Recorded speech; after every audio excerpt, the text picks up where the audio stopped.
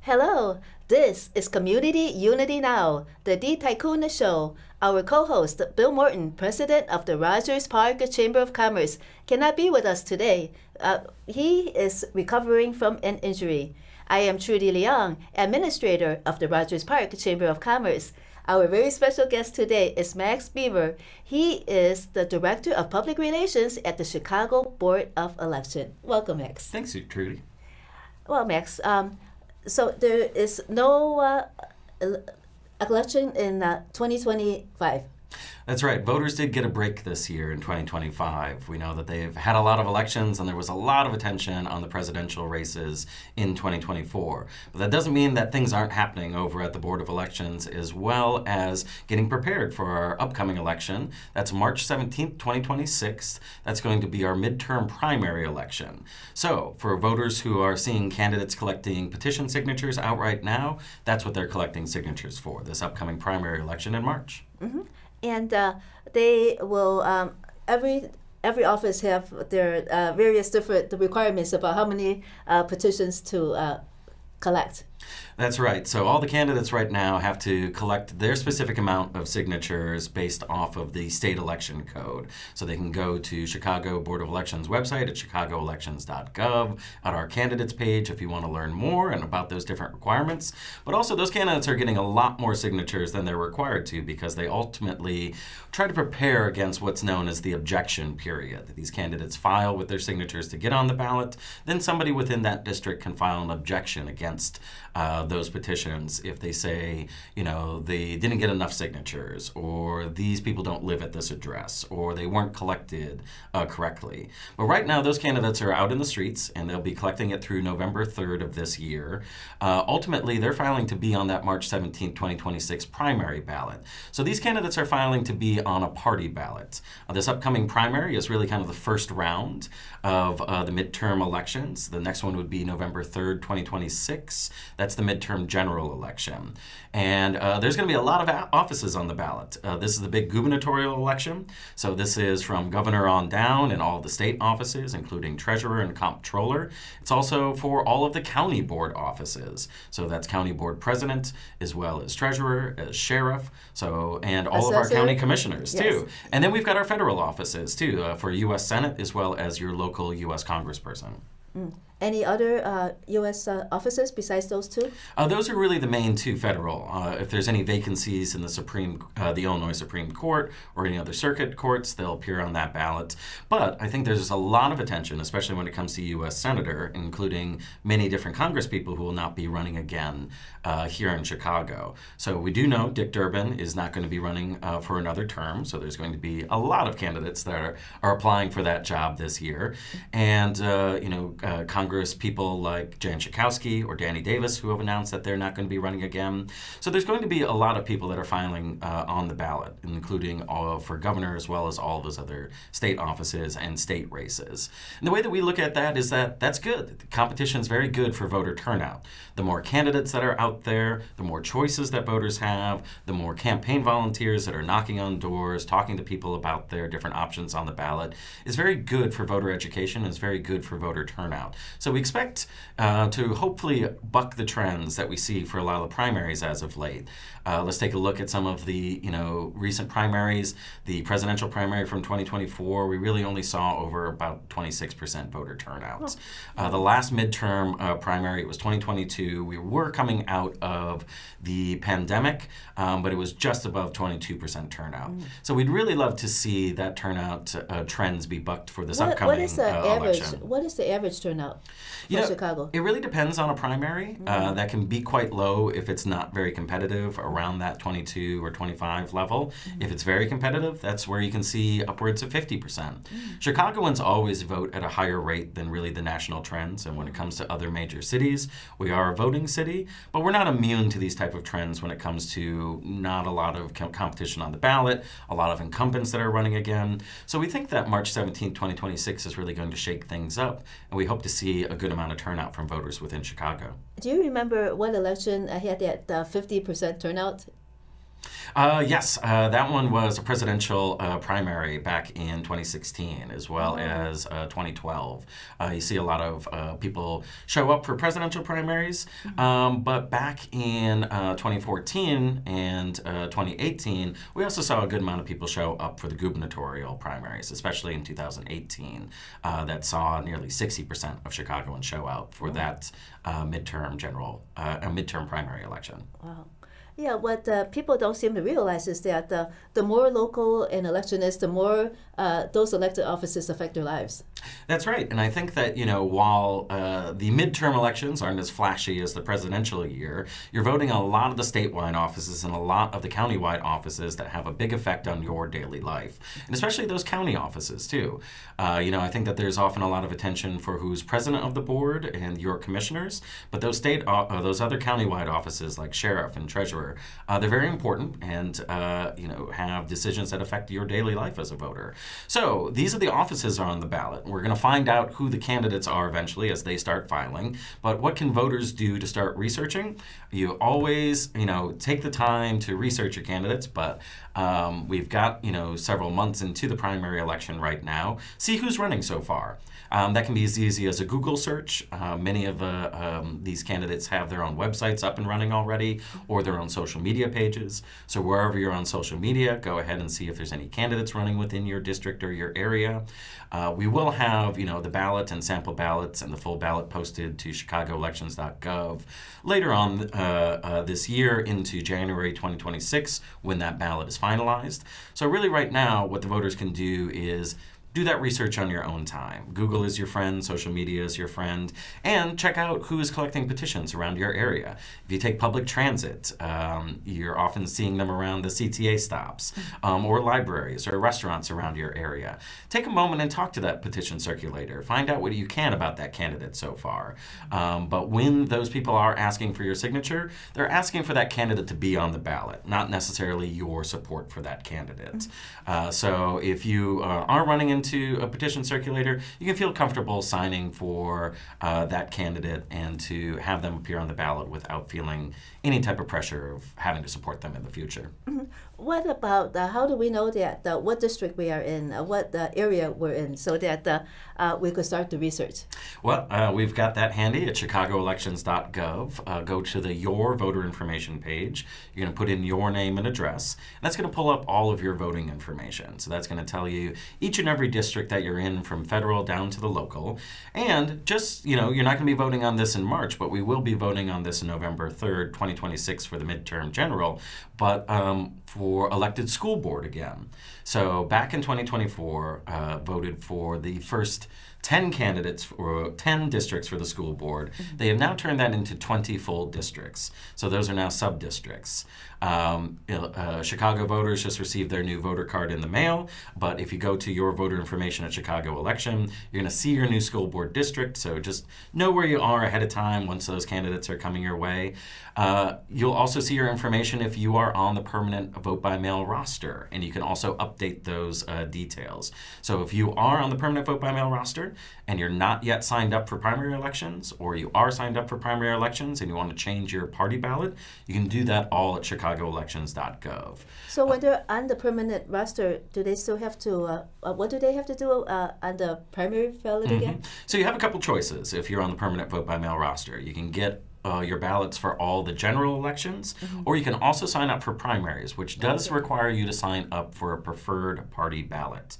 So right now in Chicago, that is Democratic, Republican. And we generally also see Green and Libertarian candidates. There's also a nonpartisan option, which would only be any city referenda or type of public questions that would be posed. It wouldn't be for any of that. Because in the state of Illinois, you can vote for any party, but you can only choose one party for every primary election. When will they change that? Because it seems as if we talk to a lot of candidates, they really don't subscribe to one party. They're more nonpartisan than one party, and they seem to have to swear their allegiance to one of them in order to be on the ballot, and it's kind of difficult for them. Well, that's a good question. Right now, for the candidates that do ascribe to a party. So I'm running for the Democratic nomination, I'm running for the Republican nomination. They're the ones that are collecting their signatures. There are independent candidates and new party candidates, but they will be collecting their signatures next summer. So if they are a new party or an independent, they won't be an existing party ballot for the primary. But I think also related to your question, we get this question from voters all the time too, which is, well, why can't I vote for both the Democratic and the Republican ballot? I don't subscribe to a party. Why can't I just vote for all the best candidates for this primary? The answer is just that's the way that the state law is written. So if that is something that you want to discuss more with your legislators, I say reach out to your state representative, reach out to your state senator's office to talk about that more. They change the election laws all the time, but this is the way that it is that like compared to other states where you have to be a registered Democrat, a registered Republican, and it's either hard to change that or you have to, go in and fully change your voter registration.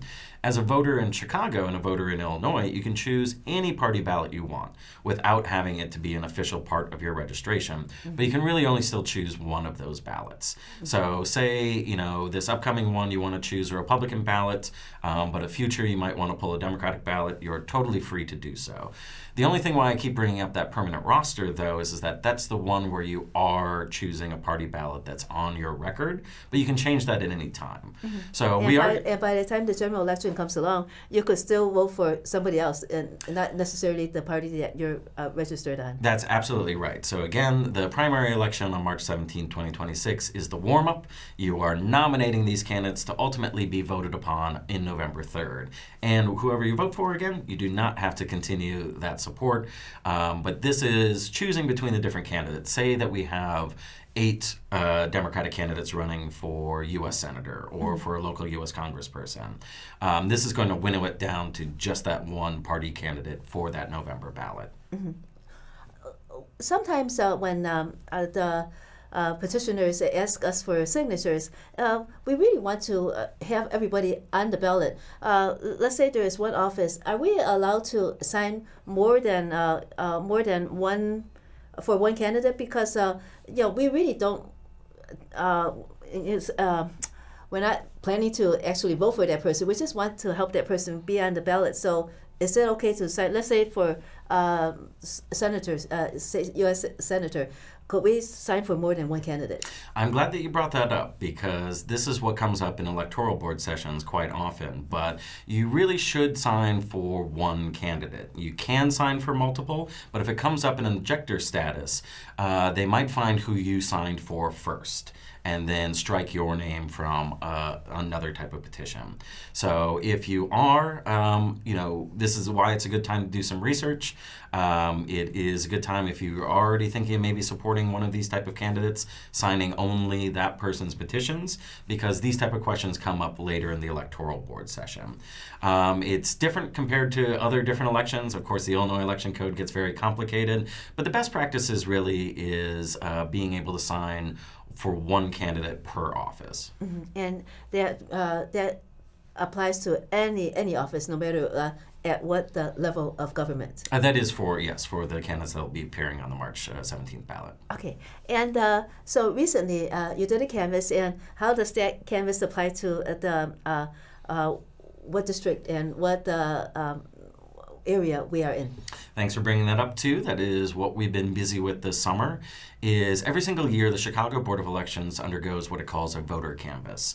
And it's done through the mail. It is what we are required to do every 2 years. We do it every single year to make sure that our voter rolls are the most accurate and up-to-date as possible. So first step is that you get your new voter card in the mail. So hopefully all of your viewers and listeners have already received their new card over the summer. And if you successfully receive that card at your current address, that means everything is good with you. Who did the checking to see that we are at that address? So there's a couple of different steps then. So first, before we even send it, we run through the entirety of the 1.5 million registered voters in the city of Chicago. We run through it through the national change of address. And that usually we find between about 50 to 60,000 people who have already filed for a change of address since the last election. So we single those people out we don't even need to send them a card because we know where they moved, and we're going to be sending them what will be known as the second notice, saying that if you haven't already, please update your voter registration. But we've known that you've changed your address since the last election. Then we send out the entirety of the mailing. What we get back, sent back to us as undeliverable, or the person who lives there writes return to sender and sends that back to us. Ultimately, we get about 70 to 80,000 of those back to us as well every single year that let us know that that person doesn't live there, or it can't be delivered, or maybe they're missing their apartment number. So ultimately, we get all those individuals and we send them that second notice to say that, like, hey, we see that you might not live at this address anymore, update your registration, or let us know if you've moved out of the city and we can cancel your registration. For all the people that we don't hear back at. About how many people are there on that list that might have moved that you're trying to contact to update their registration? So about the 80,000 that we get from back to us, as well as around the 40,000 that we get back from National Change of Address. We're usually seeing about 120,000 people every single year that we are then putting on the inactive list until we hear differently from them. So this doesn't immediately remove them from the voter rolls, but it does put them on a list that we say is inactive. And if that person remains inactive and does not vote in the next 2 election cycles, they will ultimately then be removed from the voter rolls. So it's not an immediate process. We don't want to immediately move somebody or take somebody off the voter rolls if there was a mistake in the mail or that it just bounced back in a type of way. But we want to let that voter know to say, hey, we realize that you have not been identified to live at this address. You're going to be put onto the inactive list until you update your voter registration, or you go and vote in the next election and show ID or anything else that's required at that moment. Okay, so Bill Morton and I are election judges. We've been election judges for a long time. So sometimes some voters are, I think they are considered inactive. I think they're pink or something. And so those are the voters that we have to get more ID from in order for them to vote. I forgot there's so many different things that we have to do, but is it they're flagged, right, on the rows as they're coming in, and then we have to process them in a special way, right? Yes, a couple different ways. Is when you're put onto the active list, you are still a registered voter. So that is something we just always want to make clear, that this is just a status thing. You are not canceled. You are still on the voter registration rolls. So if that voter comes in to vote at the next election, that will put them back up to active status. Or if they redo their put in a change for their registration, that will get them back on active status too. Ultimately, that voter signs into the polls, as you know, with their signature.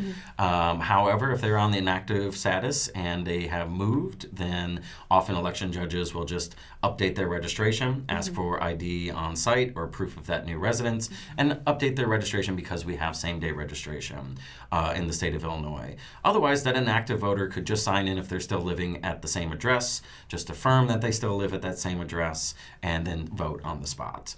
So different ways to go about it. But sometimes election judges, especially if they're in an inactive list or their signature's not matching, often do ask for that secondary identification. Yeah, sometimes people just sign their names a little bit different, but we actually know who they are, but they're signing like someone else. Well, and here's an opportunity for me to plug this too, but if your signature has changed or you don't feel comfortable signing in with the same signature anymore, you can update that signature, and we have a form for it on our website too, chicagoelections.gov. Go to our voter registration page. You'll see that, or you can drop by our offices at 69 West Washington on the 6th floor. That is a good way that if you're a vote-by-mail voter or if your signature has changed over time, making sure that you've got your most up-to-date and accurate signature. Now, thankfully, when it comes to vote-by-mail, that's not doing any automatic signature comparison through a computer or anything. You're always still having a human being taking a look at those signature comparisons. And that's why we tend to have such little, about a 1% rejection rate when it comes to our vote-by-mail ballots coming back. But it's generally still a good idea to ultimately update your signature if that has changed. And you can do that by going to our website, downloading that form, or by stopping by our office. How many, what is the percentage of vote by mail versus the voting on election day? That's been going up and down through the last few years. It's really been interesting to watch a lot of our voting trends change, especially since the pandemic. Now, of course, in 2020, where we had about 70% of our voters vote by mail in that presidential November election, that's been coming down to a level of about 25% to about 30% for each election moving forward, about 33%. It's still a very popular option with Chicagoans. We have over 150,000 people on our permanent vote-by-mail roster, so they automatically receive their ballots ahead of every election. And I think sometimes after every election where a lot of our early voters wait till like the last weekend and maybe are spending an hour or an hour and two in line, we get a couple new vote-by-mail voters because they see them take their vote-by-mail ballot and return them to any of our drop boxes. So vote-by-mail voters do have that option too, that they don't have to return it by the mail. If it's getting closer to election day and they want to make sure that we've got it, they can use those drop boxes. And I think every time somebody sees that, where they skip the line, and don't wait those 2 hours and just put that directly into a drop box, we get a new vote-by-mail voter. So what about the drop boxes? How do you know about how many ballots are actually, the percentage of ballots that go into the drop boxes on election day? We did. This last presidential election, nearly half of all of our ballots were returned via drop box, which was a really impressive thing to see. So that was an increase, a big increase. A big increase. Drop boxes are still relatively new. It was definitely expanded in 2020 through state legislation. It was also happening nationally. I know people are many different opinions on the drop boxes, but thankfully within the city of Chicago, we have one of the more secure systems across the country because they're all located indoors. They're done with federal security standards, and they're often under under camera surveillance because they're at libraries, they're at schools, they're at colleges, and they're collected by our teams at the end of each day. So they're under a very strict security schedule and schedule. So we're pretty proud of our Dropbox system. I think that the way that people are returning them, we're seeing that response because of how effective it is. You recently had a survey, and you surveyed the Chicago voters. What new information did you find? Yes, I am afraid that it's been a little behind on the report that we are going to, but we're going to have a report both from our forum and our survey released in the near future. So people can go to our website at chicagoelections.gov to take a look at some of those results, especially with our legislation questions. I think it will be interesting to see where our survey respondents have come back on new topics like ranked choice voting, as well as the expansion of vote by mail. What kind of expansion? I think, continuing to expand the permanent roster system, there is this larger question that pops up in the Illinois State Legislature every now and then, which is, should we be a vote-by-mail only state? That would be states like Utah, that would be states like Washington, where everybody is first sent a vote-by-mail ballot, and then ultimately they can choose to vote in person. Now, I don't want to put any thumb on the scale, but ultimately I do believe that you're not going to probably see that anytime soon in Illinois or Chicago. Voting in person is still very popular. But given the way that voting has changed, that we really still only see 50% and lower. In fact, this last presidential election, we got even lower. It was under 50% of people showing up to vote on election day, that I think you'll start to see more and more support and more funds from our legislatures driven towards early voting and voting by mail. If our viewers want to learn more about the voting and the Chicago Board of Elections, where should they go? They can go to chicagoelections.gov. Really, that's a one-stop shop for everything that you need. So if you're either a candidate or a voter, we've got different pages for you. But I would say for voters right now, make sure that all of your voting information is up to date. If you've recently moved this summer. And what else, besides the moving information, what other information should they be concerned about? That's correct. So also go ahead and take a look at the Offices on the Ballot. That's a web page that we've got. It's called Offices on the Ballot. We've also got a couple of flyers for download if you want, if you need it for a community fair or any other additional information. But really, we're not too far out from that March 17th, 2026 primary now. So people will be able to sign up for their vote-by-mail ballots later this December. And ultimately, we're going to have about 4 elections in a row. There'll be that March primary, but then we'll get into November 3rd, 2026, and then we're into the municipal elections. So that'll be for mayor, alder people, and our police district councils on February 23rd, And the 2027. Chicago school districts, too. And the school districts will be in November 3rd, 2026. Well, thank you so much, Max Bever, Director of Public Relations at the Chicago Board of Elections. This is Community Unity Now, the D Tycoon Show. From Bill Morton, President of the Rogers Park Chamber of Commerce, and me, Trudy Leong, Administrator at the Rogers Park Chamber of Commerce. Thank you so much for watching, and we'll see you again next week.